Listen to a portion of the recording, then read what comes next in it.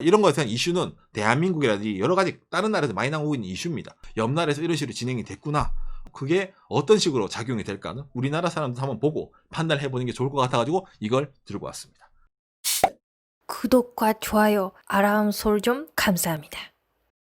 일본의 전력 자유화는 어떠한 효과가 있는가인데, 이거는 예전부터 뭐 몇 년 됐죠. 그래가지고 그게 지금 어떠한 일본 효과를 불러일으키고 있고 어떠한 어찌 보면 부작용이 있는지도 한번 얘기를 해보려고 합니다.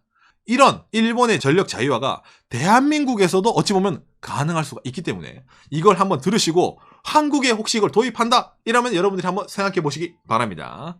일단은 전력이면 전기잖아요. 전기라고 하면은 또 여러분 여름철만 되면 우리가 전기세 때문에 머리 아프잖아요. 여름철만 되면은 전기 누진세. 그러다 보니까 대한민국에서 이게 엄청 유행했잖아요. 에어컨과 찰떡궁합, 에어 서큘레이터 열풍. 에어컨을 틀어두고 이 서큘레이터를 있잖아, 싼 거 사가지고 딱 켜두면 그냥 집안이 그냥 확 이래가지고 그냥 시원해진다 이래가지고. 이거 여름에도 사용할 수 있고 그 겨울도 사용할 수 있어요. 이거. 겨울도 사용할 수 있어요. 이게 아마 엄청나게 많이 팔렸을 겁니다. 일본 내에서도 상당히 이 서큘레이터는 인기입니다. 공기 순환 목적으로도 물론 있는 거고. 그렇기 때문에 일단은 오늘 얘기하는 이 전력 자유화, 민영화가 되면은 일반 부정적이신 분들은 전기세가 오를 것이다. 민간에 민영화를 시킨다는 말은 국가가 하는 것보다 무조건 비싸질 것이다. 라는 부정적인 의견을 말할 수도 문제 많고, 아니다. 민영화를 시키게 되면은 경쟁하는 친구들이 늘어나니까 당연히 가격이 내려갈 것이다. 서비스는 올라갈 것이다. 시장 경제 모르냐? 마! 이런 말이 나오는 것처럼 양쪽 다 싸웁니다. 민영화는. 일본에서는 기본적으로 민영화되면 가격은 싸게 낸다는 인식은 많은 것 같아요. 그런데 경쟁한다, 가격이 싸진다, 그러면 퀄리티 낮아진다. 그게 문제라는 의견이 많은 것 같아요. 흔히 말하는 품질, 서비스의 질 이런 게 낮아진다. 가격이 내려가는 것만큼. 싸진 만큼 서비스도 내려간다. 자, 그런데 일단 한국에서 이 전기세, 뭐 대한민국의 전기세 있잖아요. 많이 비싸다라고 느끼십니까? 아니면 싸다라고 느끼십니까? 대부분 분들이 전기세 비싸다라는 인식도 많이 가지고 계실 겁니다. 근데 전 세계적으로 보면은 이 전기세 가격을, 자, 일본의 전력중앙연구소의 연구 자료가 있습니다. 2016년도까지 이게 최신 자료예요. 이게 이렇게 느려요. 2016년도까지 전 세계 이제 전기세의 이 요금 그래프인데, 왼쪽이 가정용, 오른쪽이 산업용입니다. A가 가정, B가 산업용. 가정용 전기를 봤을 때 일단은 이 점선, 갈색 점선이 뭔가 엄청나게 올라가고 있죠. 예, 이게 덴마크입니다. 위에 있으면 있을수록 비싸다는 거죠. 그렇죠. 그 다음에 독일이 원래 낮았는데 엄청나게 올라가고 있죠. 이게 왜 올라가? 메르켈 수상이 독일은 원전 다 꺼트리고 우리는 환경에 좋은 걸로 바꾸겠습니다. 이래가지고 독일이 전기세가 떡상을 했잖아요. 엄청나게 독일이 비싸졌습니다. 그리고 이제 일본이 이제 빨간색 굵은 건데 원래 일본이 엄청 비쌌어요. 엄청 비싼데, 그런데 절대치만 보면은 킬로와트당 25엔에서 약간 내려갔다가 다시 25엔 넘었다가 지금 25엔쯤이에요. 일본은 90년대부터 거의 비슷합니다. 전기 가격이라는 게 원래부터 비쌌기 때문에. 다른 나라가 상대적으로 비싸지니까 일본이 싸지는 느낌이 드는 거야. 그러니까 이 분석 자료에 뭐라 나오냐면은 일본의 전기세는 세계 평균 정도다 이렇게 얘기하는 거예요. 근데 내가 이걸 앞만 보더라도 야, 이거는 덴마크라든지 독일 그 친구들이 올라서 그렇지 일본은 그냥 전기세가 무지하게 비싼데 임마? 이렇게 말을 하고 싶은데 자료라는 게 참 애매모호하죠. 그리고 대한민국이 이제 녹색 점선이잖아요. 대한민국은 일본에 비해 상당히 싼 편입니다. 이렇게만 보면. 공업용 전기세 또한 대한민국이 일본보다 저렴한 편입니다. 다만 한국은 엄청나게 쌌었어, 옛날에. 진짜 엄청나게 쌌어. 그런데 점점점 오르고 있는 추세이기 때문에 우리가 느끼는 게 전기세가 비싸지고 있다는 틀린 말이 아닙니다. 원래 엄청나게 쌌거든. 전 세계로 보면은 일본이라는 나라가 워낙 비싸기 때문에, 저도 이제 일본에서 있기 때문에 나는 일본 전기세 보면은 원래 이 정도 하지 않나라고 생각하는데, 가끔 한국에서 우리 어머니가 전기세 내는 금액 들으면은 일본이 비싸긴 진짜 더럽게 비싸구나 라는 생각을 제가 자주 합니다. 그래서 일본에서도 디플레이션 사이기 때문에 이 비싼 전기세를 어떻게 해야 될까? 일본이라는 나라는 딜레마가 있잖아요. 2011년에 후쿠시마 원자력 발전소 그 문제가 있었잖아요. 그러다 보니까 원래 일본은 많은 전기를 원자력 발전소로 돌렸습니다. 그런데 일본 내에서도 원전이 위험하네, 탈원전 해야 되네, 이러기 때문에 말이 좀 나오고 사람 여론이 있기 때문에, 그러면 그 돈을 어디서 누가 내야 될 것 같아? 일본의 국민들이 내야 됩니다. 안 그래? 전기 만드는데 돈을 더 넣는단 말이잖아. 화석 연료를 태우든 어쨌든 넌 그걸 태워가지고 전기 발전기를 터빈을 돌린다는 말이니까 원자력보다는 코스가 올라갑니다. 여러분, 그러니까 전기세 올리겠습니다. 이래가지고 이거 그래프 모드 2011년 이후에 올라갑니다. 원전이 이제 가동 중단됐다가 이제 슬슬 이제 후쿠시마 사람들 잊었겠지? 그래서 원전을 좀 돌리기 시작해서 다시 내려가는 거예요.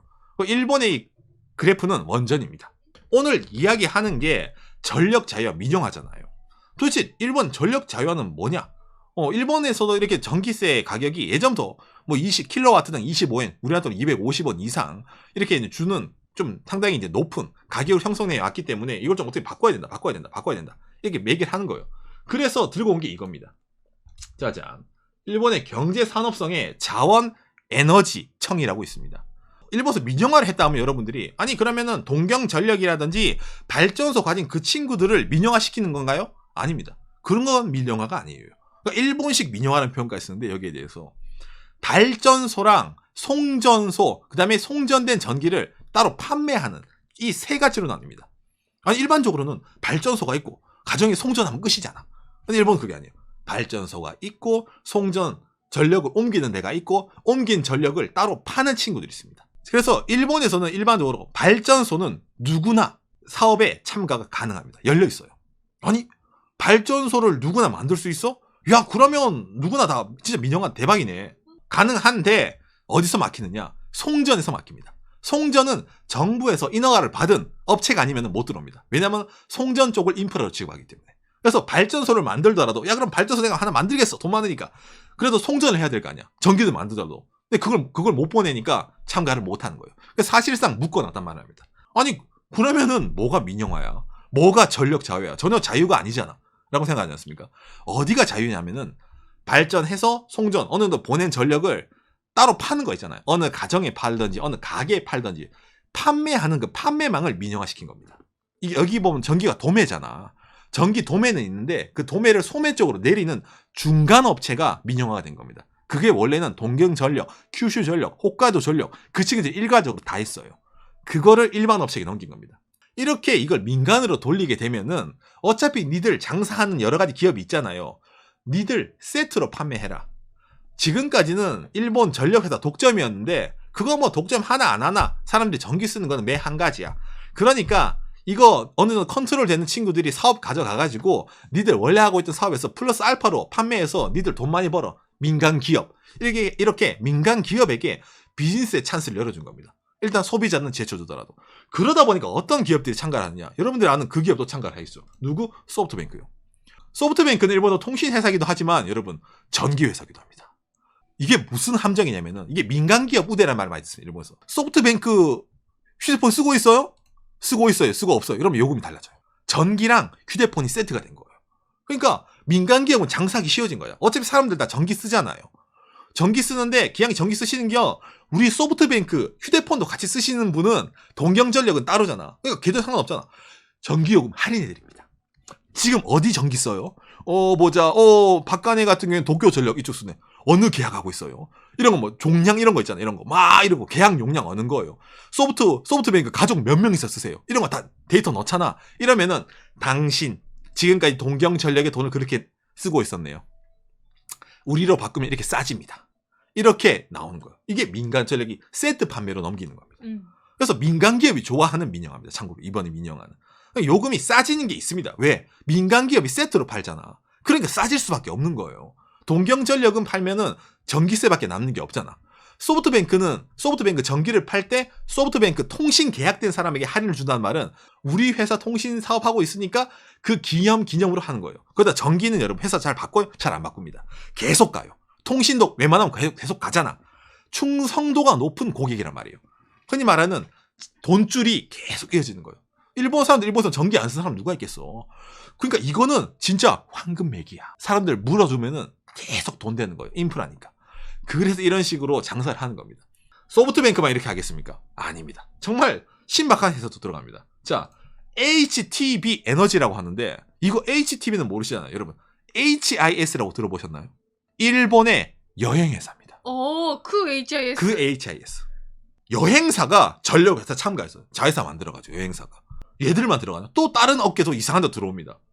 라쿠텐 에너지라 해가지고 이 라쿠텐이라는 이 이제 전자상거래 하는 회사 있잖아요. 라쿠텐 전기로 바꾸면은 라쿠텐 쇼핑몰 포인트 2,000포인트 준대잖아. 기본 요금도 없어. 아니 일반적으로 전기요금은 기본요금이 있는데 라쿠텐은 기본요금이 없어. 자체적으로 요금 설정이 가능해요. 이 친구들은 송전된 전기를 도매로 받아오잖아. 소매로 뿌리는 거는 이 친구들 책임이란 말이야.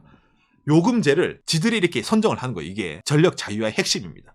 그러니까 아까처럼 세트로 판매해서 싸게 한다든지 아니면은 우리는 너 전기요금 거의 안 쓰지. 집에 없지. 기본요금 안 받을게. 쓴 만큼 안 해. 이런 식으로 독자적인 요금제를 내는 친구들도 나오는 거예요. 좋은 식으로 받아들이면은 나는 집에 거의 있을 일도 없고 거의 회사만 있고 출장도 많으니까 전기 계약해두면 기본요금 매달 꼬박꼬박 와트 계약요금 나가고 이거 안 좋네. 그러면 당신은 우리 타입이야. 이렇게 하면 돼. 여러 가지 스타일이 생기게 되는 거예요. 그러니까 이것만 들으면은 그렇게 나빠 보이진 않죠. 일반적으로는 싸집니다. 그런데 여기에 대해서도 냄새가 나는 사람도 있잖아요. 생각을 해봐. 일본 정부가 어떤 데인데 그러다 보니까 의구심의 눈빛으로 보는 거예요. 전력 공급의 구조부터 해가지고 친절하게 설명할 리가 없다.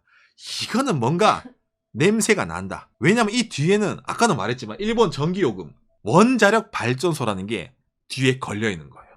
일본이 원전을 그만두겠어요라는 프레셔를 엄청나게 많이 받고 있습니다. 당장에 지진부터 해가지고 있잖아. 그런 안전성 문제 때문에 일본은 언젠가 원전은 그만둬야 된다는 프레셔가 있어요. 그래서 원전을 그만두게 되면 전기 요금이 오르니까 그만큼 민영화를 시켜서 소비자들의 가격을 낮추겠다는 게 골자였단 말이야. 그런데 일본 현 자민당은 원전을 그만둘 생각이 잘 없습니다, 여러분. 특히 아베 총리는 없어요.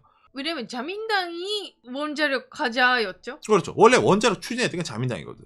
그리고 원자력 여러분 발전소 이것도 이권 땅 그부터 해가지고 있잖아. 기존에 도입된 여러 가지 기업이 있어요. 생각을 해봐. 일본도 석유 한 방울 안 나는 나라인데 언제까지 화석 연료 수입해서 쓸 겁니까? 자국 기업 원자력 발전소 하는데 도움 주세요. 이러면 할 말이 없어지거든. 그러다 보니까 이게 상당히 뒤에 얽히다 보니까 안전성 이외에도 일본이라는 나라는 기업 간의 이득 관계, 이걸 어찌 보면 정경 유착이라는 평가를 쓰는데 거기서 상당히 충돌되는 게 있습니다. 특히 현 정권에서는 일본에서는 탈원전이라는 거는 상당히 어려운 이슈가 되는 거예요. 그러니까 원전을 계속 유지할 거다라는 식으로 말을 많이 합니다. 그러다 보니까 그걸 숨기기 위해서 민영화가 되잖아. 그러면 동경전력이라는 다른 전력회사에 대해서 사람들이 관심을 가지는 게 아니라 소프트뱅크 전기, 라쿠텐 전기, HTB라든지 그런 각종 전기회사랑 얘기할 거 아니에요. 그럼 싸지면 되지. 그런 회사가 담당을 해준다는데 전력이 어디서 오는 게 뭐가 문제야 라는 식으로 이슈를 회피하려고 하는 게 아니냐라는 식으로의 의견도 상당히 많이 있습니다.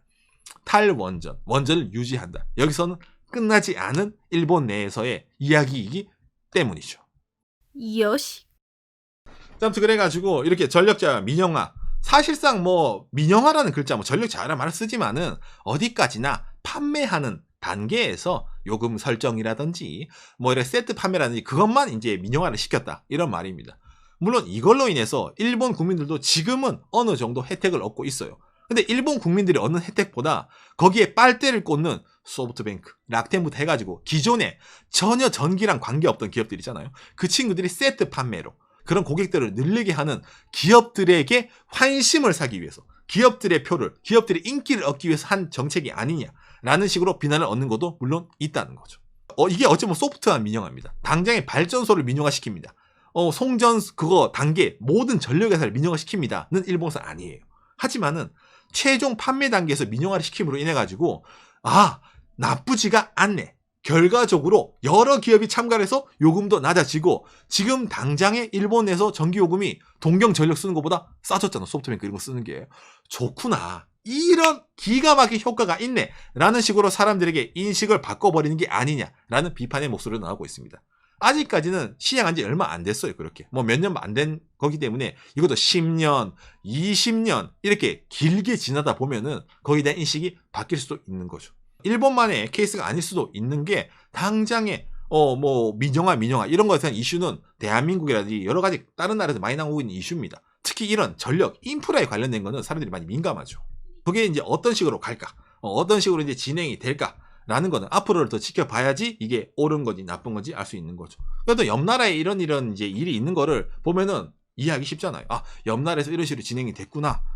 이렇게 됐으면은 그게 어떤 식으로 작용이 될까는 우리나라 사람들 한번 보고 판단을 해보는 게 좋을 것 같아가지고 이걸 들고 왔습니다. 참고가 되었으면 좋겠습니다.